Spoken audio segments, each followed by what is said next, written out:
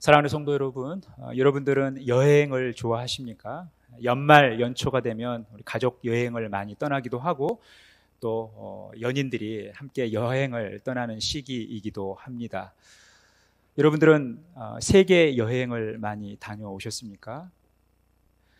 코로나로 인해서 멈춰 있는 대표적인 게 세계 여행이죠. 코로나 직전만 하더라도 세계 여행에 붐이 있었습니다.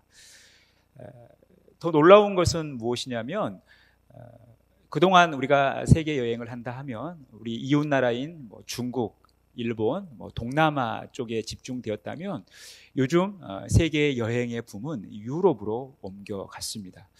그러다 보니까 주일날 잘 빠지지 않는 분들이 왜 빠졌나 확인을 해보면 전에 교회에서도 주로 유럽으로 여행을 가신 분들이 많았어요. 유럽 여행 가려면 최소 10일 정도는 시간이 소요되니까 이렇게 주일을 끼워서 여행을 가시는 분들을 많이 만나게 됐습니다. 여러분, 이 여행이라는 것은 우리의 삶에 굉장히 큰 유익이 있어요. 내가 지금까지 경험하고 내가 지금까지 보았던 세계보다 더 넓은 세계가 있다는 사실을 이 여행을 통해서 알게 되는 것이죠.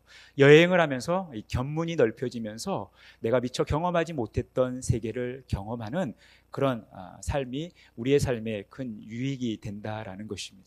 할 수만 있다면 우리가 세계 곳곳을 여행하는 것이 굉장히 우리의 삶에 유익한 거예요. 특히 우리 그리스도인들도 유럽 여행을 좀 많이 가시기 바랍니다. 유럽이 대부분 선진국이고 또 우리 중세 기독교 역사에 어떤 유적지가 많이 있기 때문에 유럽 여행을 하다 보면 우리 신앙에도 많은 도움을 얻게 될 것입니다. 코로나가 종식이 되면 여러분들 꼭 세계 여행 많이 다녀오시기 바랍니다. 우리 자식들에게 좀 보내달라고 요청도 하시면서 꼭 세계 여행 많이 다녀보시기를 바라겠습니다. 오늘 이스라엘 백성들도 이제 출애굽한 다음 광야에서 여행을 하는 장면을 보여주고 있습니다. 출애굽하고 나서 한 2개월이라는 시간 동안 광야 여행을 하다가 시내 광야에 도착한 모습을 보여주고 있어요. 우리 1절에서 2절 말씀 같이 읽겠습니다.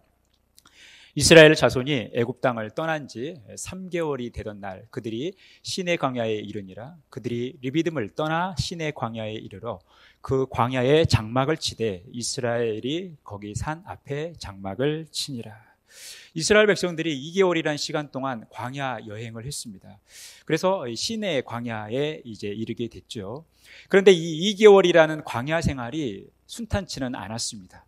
사실 애굽에서 나오면서부터 많은 고비들이 있었어요.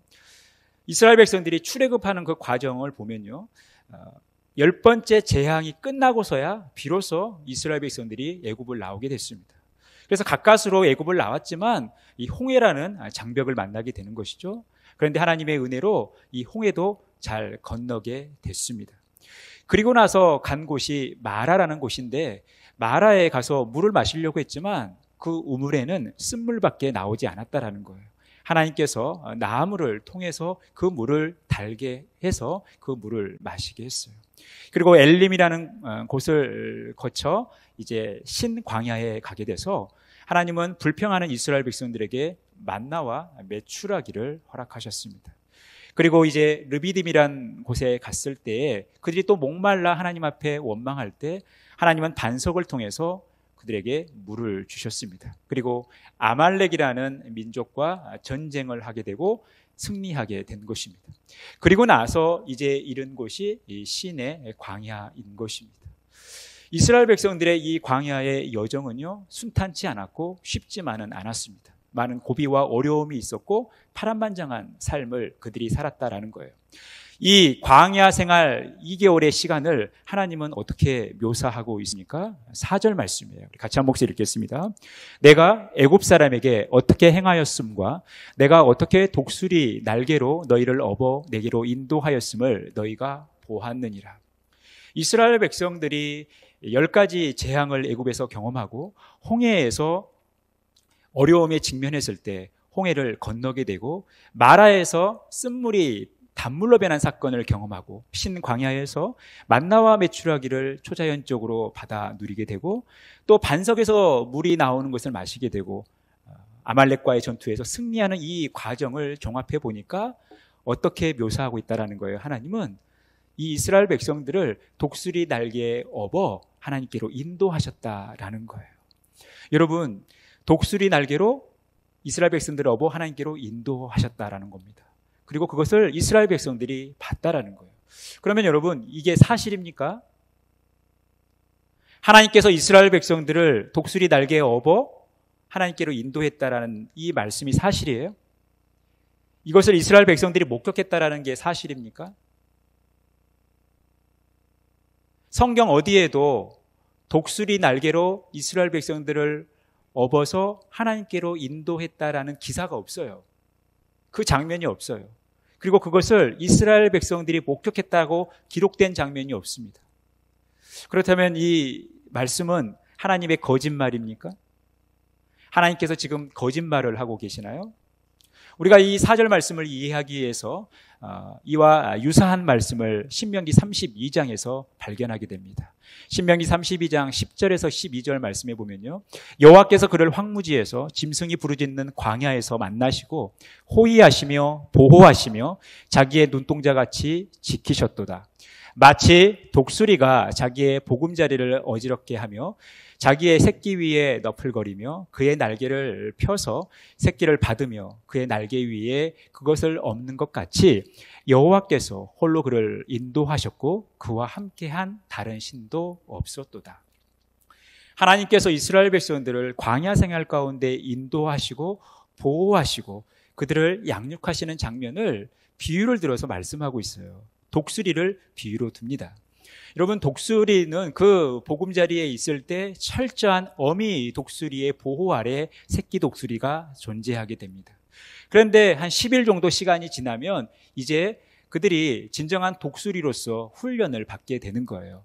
어미 독수리가 이 새끼 독수리를 훈련시킬 때 가장 필요한 것은 이 독수리의 정체성은 나는 거 아닙니까? 이 나는 훈련을 시켜야 되는데 독수리는 아주 특별한 훈련법을 사용합니다. 이 어미 독수리가 이 새끼 독수리를 안고 하늘 높이 올라가요. 하늘 높이 올라가서 그냥 떨어뜨립니다. 그러면 이 새끼 독수리는 살기 위해서 얼마나 날개짓을 하겠습니까? 날기 위해 엄청난 날개짓을 하는 거예요. 그런데 체력의 한계를 느끼면 그 날개짓이 끝까지 할 수 없는 거죠. 그러다 보니까 땅에 떨어지게 되고 땅에 떨어지기 직전에 이 어미 독수리는 이 새끼 독수리를 낚아채서 다시 이 새끼 독수리를 안고 하늘로 올라갑니다. 그리고 또 떨어뜨리는 거예요. 그리고 또 힘이 빠질 때쯤, 땅에 닿을 때쯤 어미 독수리는 이 새끼 독수리를 다시 낚아챕니다. 이 장면이 바로 하나님께서 이스라엘 백성들을 보호하시고 인도하시는 장면이라는 거예요. 하나님께서 이 독수리와 같이 이런 반복된 훈련을 통해서 새끼 독수리를 진정한 독수리로 양육하는 것처럼 하나님이 이스라엘 백성들을 그렇게 인도하시고 그렇게 보호하시고 양육하셨다라는 거예요. 철저한 하나님의 보호와 양육 속에서 이스라엘 백성들이 존재하고 지금 광야 생활을 하고 있다라는 것을 신명기 32장을 통해서 하나님은 밝히시고 있다라는 거예요. 그렇다면 다시 오늘 본문 말씀으로 돌아와서 이 신명기 32장이 비유적인 표현이라면 오늘 우리가 읽은 이 4절 말씀, 출애굽기 19장 4절 말씀은 사실적 묘사입니까? 아니면 비유적 표현입니까? 사실적 묘사라고 하기에는 증거가 없죠. 독수리 날개로 이스라엘 백성들을 업어 날린 그 증거가 없어요. 성경 어디에도 그렇게 했다라고 기록되어 있지 않다라는 거예요. 그러다 보면 이것은 사실적 묘사처럼 보이지는 않습니다. 그런데 우리가 비유적 표현이라고 말하기에도 조금 이상한 것은 뭐냐면 보통 비유를 말할 때는 마치 뭐뭐 같이라고 이야기하죠. 신명기 32장 11절에서 말씀하는 것처럼 마치 독수리 같이 이렇게 말씀하는 거예요. 그런데 오늘 19장 4절에서는 마치 뭐뭐 같이라는 표현이 나오지 않아요. 그러니까 비유적 표현도 아닌 것 같아요. 사실적 묘사도 아니고 비유적 표현이 아니면 이게 뭘까라는 거예요. 왜 하나님께서는 이 말씀을 하셨냐라는 거예요. 그리고 이스라엘 백성들을 이렇게 업었다고 하는 독수리의 실체가 무엇이냐라는 거예요. 우리는 오늘 그 문제를 찾아가 보는 겁니다. 우리가 오늘 이 4절을 이해하기 위해서 힌트를 주는 구절이 바로 3절 말씀이에요. 우리 3절 말씀 같이 한 목소리 읽겠습니다. 모세가 하나님 앞에 올라가니 여호와께서 산에서 그를 불러 말씀하시되 너는 이같이 야곱의 집에 말하고 이스라엘 자손들에게 말하라. 우리말 성경은 모세가 하나님 앞에 올라갑니다. 그리고 여호와 하나님께서 산에서 그를 불러 말씀하십니다. 그렇다면 여러분, 모세가 하나님 앞에 올라간 게 먼저 일어난 사건입니까? 아니면 여호와께서 산에서 그를 불러 말씀하신 게 먼저 일어난 사건이에요? 우리말 성경은 모세의 행위가 앞선 것 같지만 원어는 그렇지 않습니다. 여호와께서 모세를 부릅니다. 그리고 그 모세에게 하나님께서 말씀하셔요. 하나님 앞에 올라간 모세에게 하나님께서 말씀하신다라는 거예요. 모세의 행위보다도 하나님의 행위가 앞선다라는 거예요. 그러면 우리가 이 3절을 이해하기 위해선 이 19장 전체를 이해해야 되는 거예요. 4절을 이해하기 위해선 3절을 이해해야 되고, 이 3절을 이해하기 위해선 이 19장 전체의 문맥을 우리가 이해할 필요가 있다는 거예요. 우리가 읽지는 않았지만 이 19장 전체의 내용 중에 이 세 개의 구절을 살펴보면요, 12절에 보니까 너는 백성을 위하여 주위에 경계를 정하고 이르기를 너희는 삼가 산에 오르거나 그 경계를 침범하지 말지니 산을 침범하는 자는 반드시 죽임을 당할 것이다. 23절 말씀, 모세가 여호와께 아뢰되 주께서 우리에게 명령하여 이르시기를 주위에 경계를 세워 산을 거룩하게 하라 하셨은즉 백성이 시내 산에 오르지 못하리이다. 마지막 24절, 여호와께서 그에게 이르시되 가라 너는 내려가서 아론과 함께 올라가고 제사장들과 백성에게는 경계를 넘어 나 여호와에게로 올라오지 못하게 하라. 내가 그들을 칠까 하노라. 여러분, 어떤 말씀이 반복됩니까? 어떤 단어가 반복이 돼요? 눈치가 빠르신 분들은 아마 파란 글씨를 보셨을 거예요. 바로 경계라는 단어가 반복이 됩니다. 하나님과 이스라엘 백성들 사이에서는 분명한 경계가 있다라는 거예요. 이 말은 이스라엘 백성들이 자신들이 원하는 대로, 자신들이 마음 먹은 대로, 자기들이 하고 싶은 대로 하나님을 만날 수 있었던 것이 아니라는 거예요. 자기들이 원하는 대로 하나님께 나아갈 수 있었던 것이 아니라는 거예요. 하나님과 이스라엘 백성들 사이에서는 분명한 경계가 있었기 때문에 하나님이 그들을 부르시지 않으면 그들은 하나님께 나아갈 수 없었던 거예요.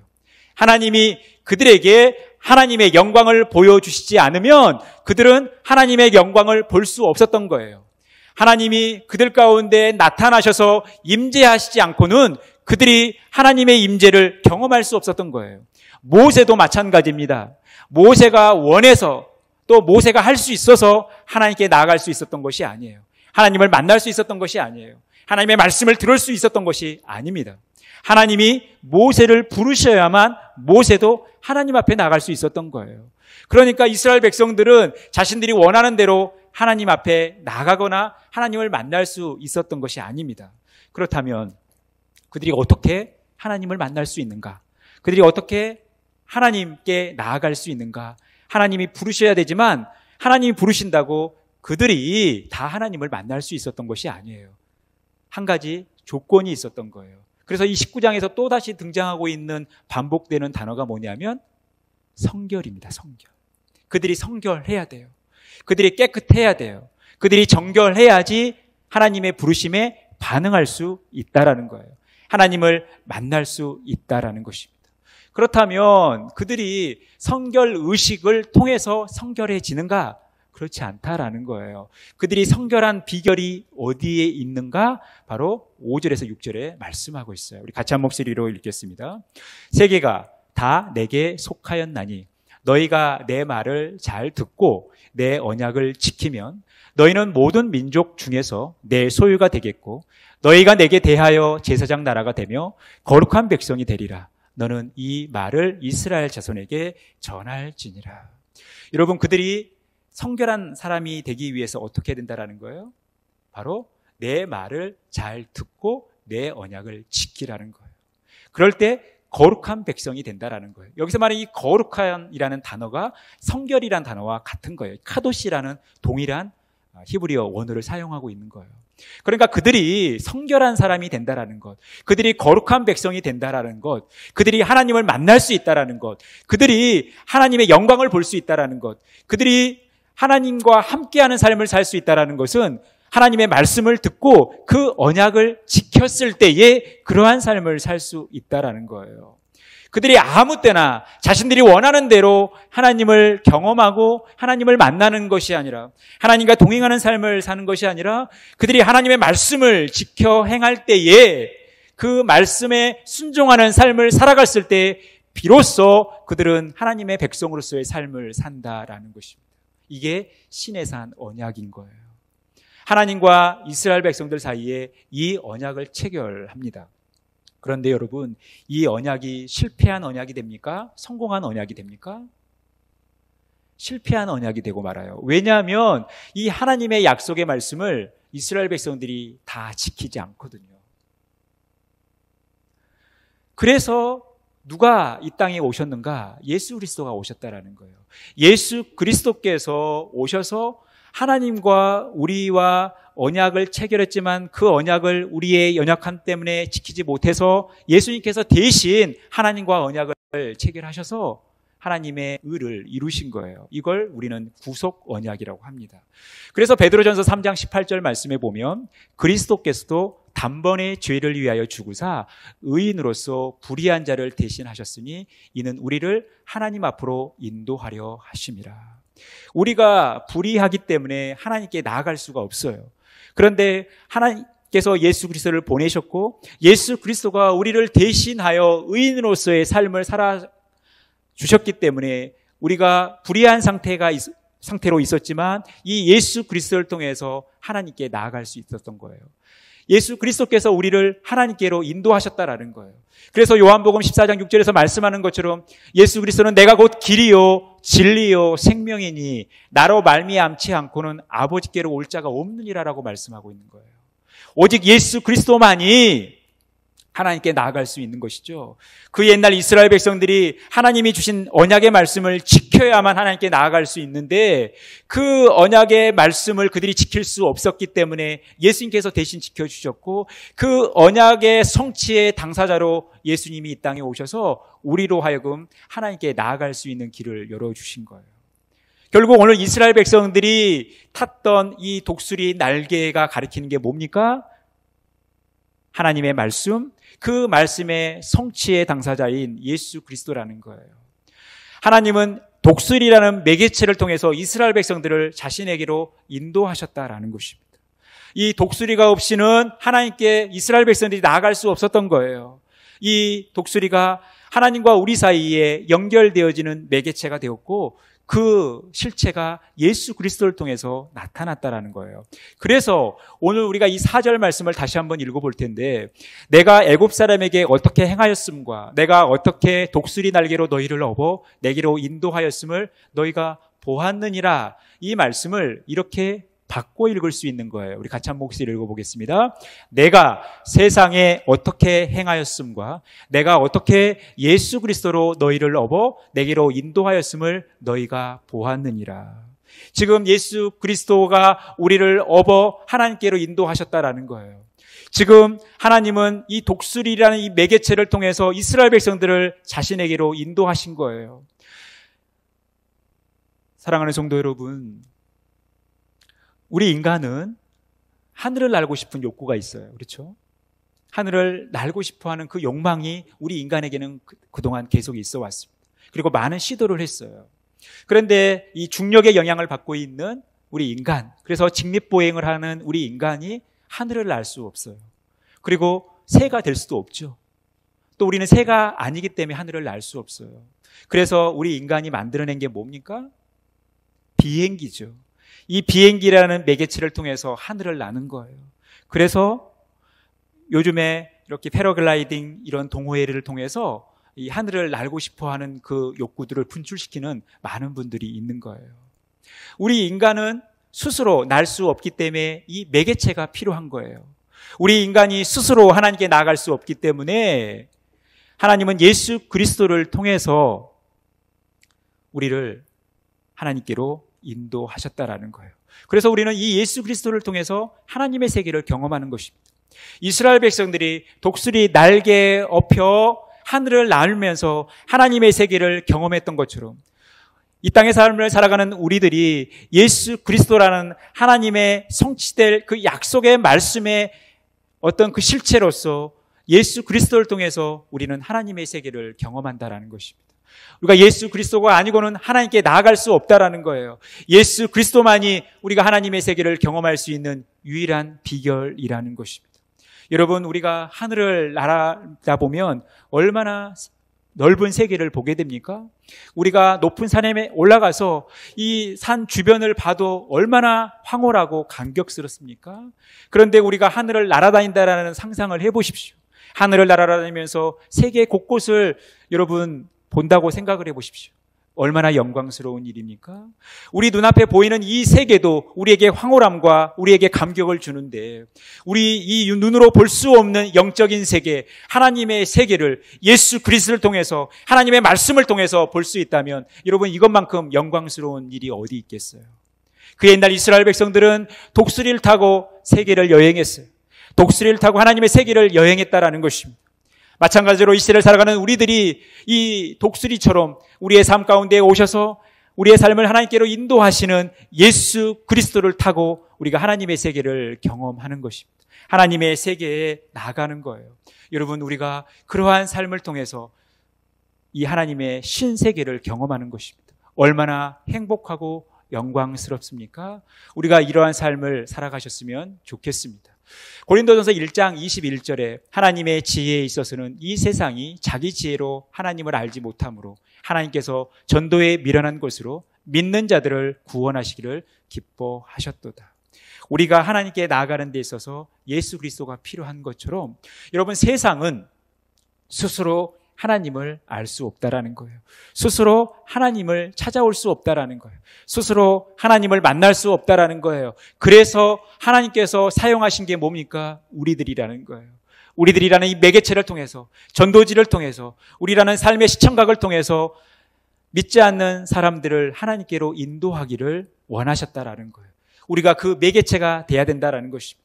사도 바울이 이야기하는 전도자의 삶이라는 거예요. 사도 바울이 이야기하는 중매자의 삶이라는 것입니다. 우리가 그러한 삶을 살아가셨으면 좋겠어요. 우리도 예수님 덕분에 하나님께 나아갈 수 있었던 것처럼 우리 주변에 있는 하나님을 알지 못하는 많은 사람들이 하나님께 나올 수 있도록 그 매개체의 역할을 할 수 있는 그 영혼들을 업어 하나님께로 인도할 수 있는 그런 삶을 저와 여러분이 살아가셨으면 좋겠습니다.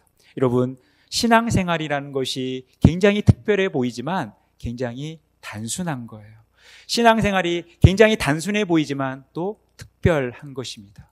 제가 헬스장에 가보니까 지금은 코로나 때문에 가보지 못하지만 전에 제가 헬스장을 열심히 다녔습니다. 몸 관리하느라고. 그런데 이 헬스장에 보면 굉장히 인상 깊은 이 글귀가 있는 걸 제가 발견을 했습니다. 살을 빼는 방법이에요. 눈에 확 와닿죠? 살을 빼는 방법이에요. 우선 고개를 오른쪽으로 돌리고 나서 그 다음 왼쪽으로 돌리는 거예요. 우리 한번 해볼까요? 우리가 살을 빼기 위해서 한번 해보는 거예요. 우선 고개를 오른쪽으로 돌려요. 그리고 왼쪽으로 돌려요. 이걸 반복하는 거예요. 우리 2번만 반복해 볼까요? 1번, 2번. 여러분, 이렇게 해서 살이 빠지면 얼마나 좋겠습니까? 이렇게 해서 살을 뺀다면 얼마나 다이어트가 쉬워요? 그런데 이렇게 하라는 거죠. 이렇게 했을 때 살이 빠진다라는 거예요. 그런데 여기에 삽입되는 아주 중요한 문구가 있습니다. 바로 누군가 음식을 권할 때마다 이 동작을 반복하라는 거예요. 여러분, 다이어트라는 게 열심히 운동만 해서는 되는 게 아니에요. 다이어트의 기본은 식단 조절에 있는 거예요. 아무리 열심히 운동을 해도 운동한 만큼 먹어버리면 아무 소용이 없죠. 저는 헬스장에 왜 이 문구가 있는지를 나중에 알게 됐어요. 여러분, 대부분의 분들이 헬스장에 왜 갑니까? 운동하러 가죠. 건강을 위해서 가요. 살 빼기 위해서 가요. 그런데 그거 못지않게 헬스장에 가는 목적이 남다르신 분들이 있어요. 헬스장에 가서 교제하기를 원하시는 분들이 있어요. 헬스장에서 교제를 하는데 여러분 이 교제를 말로만 합니까? 우리가 교제하는 데 있어서 다른 사람과 관계를 맺는 데 있어서 중요한 게 뭐예요? 먹을 거죠, 먹을 거. 그러니까 헬스장에 가보면 분명히 운동하러 왔는데 먹을 것을 항상 싸 들고 오셔요. 분명히 입구에 음식물 반입 금지라는 글귀가 있음에도 불구하고 무시하고 음식물을 싸가지고 오셔서 열심히 음식을 나누면서 교제를 하시는 분들이 있어요. 그러면 그런 분들은 어떡합니까? 다이어트에 성공할 수 있을까요? 없을까요? 없어요. 오히려 헬스장 가는 게 독이 되는 거죠. 열심히 운동하고 열심히 먹고 하다 보니까 살은 더 찌는 거예요. 여러분, 다이어트의 기본은 남이 음식을 권할 때 그것을 거절할 수 있는 이 작은 실천부터 출발한다라는 거예요. 여러분, 다이어트가 어떤 사람에게는 굉장히 특별하게 다가오죠. 굉장히 심각한 문제로, 굉장히 어려운 일로 다가오지만 어쩌면 또 다른 관점에서는 이 다이어트가 굉장히 쉬울 수 있다라는 거예요. 단순할 수 있다라는 겁니다. 여러분, 신앙생활도 마찬가지입니다. 여러분, 우리의 신앙생활이라는 것이 굉장히 복잡해 보이고 굉장히 특별해 보이지만 굉장히 단순하고 굉장히 쉬운 게 신앙생활이라는 거예요. 우리가 우리 스스로 믿음의 길을 걸어가려고 우리 스스로 몸부림치고 우리 스스로 열정을 가지고 하다 보면 때로는 이 신앙생활이 우리에게 고통이 될 때가 있다라는 거예요. 짐이 될 때가 있다라는 거예요. 우리가 예수 그리스도께 모든 것을 맡기면 되는데, 예수 그리스도를 의지하면 되는데, 예수 그리스도 어깨에 우리가 올라타면 되는데, 그래서 예수 그리스도께서 우리를 하나님의 세계로 인도해 주시는데 우리가 그것을 못하는 거예요. 여러분, 지금 여러분들 스스로가 독수리 날개 위에 올라타서 하늘을 난다라는 상상을 해보십시오. 물론 하늘을 나는 것 자체는 얼마나 흥미롭고 얼마나 감격스럽고 얼마나 영광스러운 일입니까? 그런데 독수리 등에 엎혀서, 독수리 날개에 엎혀서 한 10m 상공으로 올라갔다고 생각을 해보십시오. 우리에게 뭐가 찾아옵니까? 두려움이 찾아오는 거예요. 아이고, 이 독수리 날개에 타고 있는데 혹시나 떨어지지 않을까 걱정이 되는 거죠. 여러분, 그래서 독수리 날개에 올라타지 못하면 더 높은 세계를 경험하지 못하는 거예요. 여러분, 우리가 믿음의 길을 걸어가면서 예수 그리스도의 등에 엎인다라는 것, 우리의 모든 짐을 다 받아주시는 예수 그리스도께 우리의 삶을 맡긴다라는 것이 어쩌보면 쉬운 일 같지만 쉽지 않을 수 있다라는 거예요. 내가 예수님만 믿고 내가 아무것도 안 해도 될까? 내가 기도만 하고 있어도 될까? 내가 성경만 읽고 있어도 될까? 내가 이 하나님의 말씀을 읽고만 있어서는 될까? 하면서 우리 안에 많은 생각들이 드는 거예요. 그런데 우리의 신앙생활이라는 것은 극히 단순할 수 있는 것은 그 모든 것들을 예수님께 맡겨버리라는 거예요. 주님의 말씀에 모든 것을 맡겨버리라는 것입니다. 여러분, 지혜로운 사람은 바람을 이용해요. 지혜로운 사람은 파도를 이용한다라는 거예요. 지혜로운 사람은 나에게 작용하는 힘을 이용하는 거예요. 그런데 지혜롭지 못한 사람들은 파도와 맞서려고 합니다. 지혜롭지 못한 사람은 바람과 맞서려고 해요. 지혜롭지 못한 사람은 나에게 다가오는 힘과 맞서려고 해요. 그러다 보니까 고달프고 힘들어지는 거예요. 여러분, 우리의 신앙생활이 고달프거나 짐이 되거나 힘들지 않기 위해서 우리는 쉬운 방법을 선택해야 돼요. 단순한 방법을 선택해야 된다는 거예요. 그게 뭡니까? 예수님께, 또 하나님 말씀에 우리의 모든 것을 맡기라는 거예요. 우리가 예수 그리스도라는, 또 하나님의 말씀이라는 그 위에 우리의 삶을 맡기고 의지할 때 하나님께서 우리의 삶을 선하게 인도해 주시고 우리는 그 예수 그리스도를 통해서 하나님의 세계를 경험하는 것입니다. 저도 2020년 사역 목표를 정했어요. 그것은 뭐냐면 힘을 빼자라는 거예요. 그리고 예수님께 엎이자. 하나님 말씀에 엎이자예요. 여러분, 우리가 몸부림친다고, 우리가 열정을 다한다고 해서 우리가 승리하는 신앙생활을 하는 것이 아닙니다. 우리의 연약함을 철저하게 인정하고 예수님께 맡길 때, 하나님 말씀을 철저히 의지해 갈 때 우리는 그 안에서 하나님의 세계를 경험하는 것입니다.